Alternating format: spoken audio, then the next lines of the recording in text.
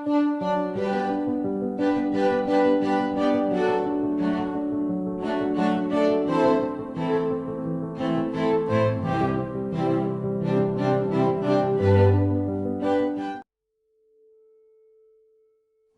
sauraro assalamu alaikum, barkanku da warhaka. Ina fata kowa yana cikin ƙoshin lafiya. Barkanmu da sake kasancewa a cikin wani sabon shirin na darussan rayuwa kashi na 11.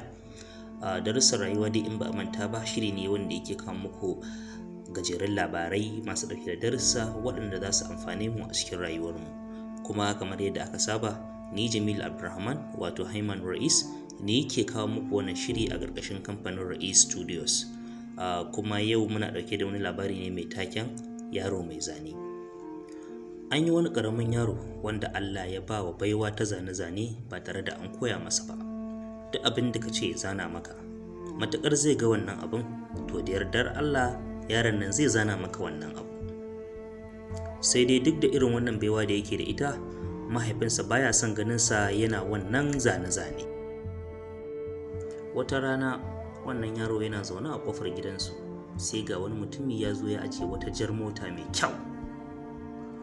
Ganin yadda wannan mota take da kyau sai ta burge wannan yaro, don haka nan take ya ɗauko kayan aiki ya fara zana ta.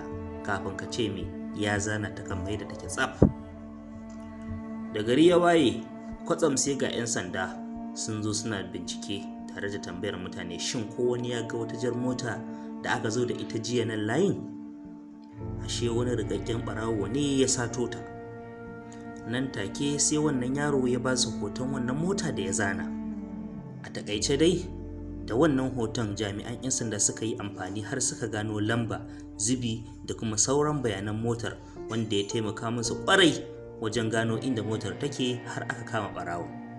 Tun daga wannan rana sai mahaifin wannan yaro ya daina takura wa yaron dangane da ra'ayinsa na son yin zane-zane.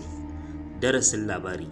Wannan labari darasi ne ga iyayenmu, musamman irin waɗanda suke gaza ba wa 'ya'yansu gudunmawa irin wacce ta dace dangane da baiwar da suke da ita. Saboda me? Saboda ba abin da suke so su zama ba kenan. Ya kamata iyaye su fahimci cewa su daban, 'ya'yansu daban.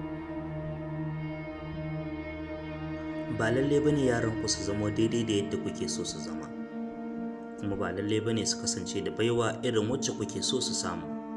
Amma da za ku taimaka musu akan ita baiwar da suke da ita, insha Allah wata rana za ku ji daɗi, domin duk wata baiwa da Allah ya yi wa bawansa ni'ima ce. Ya ku 'yan uwa, mu so junanmu domin junanmu. Kyakkyawan tunani shi ke haifar da kyakkyawar rayuwa. Ni ne ɗan uwanku Jamil Abdulrahman wato Haiman Raees a cikin gwagwarmayar canji. Mu huta lafiya.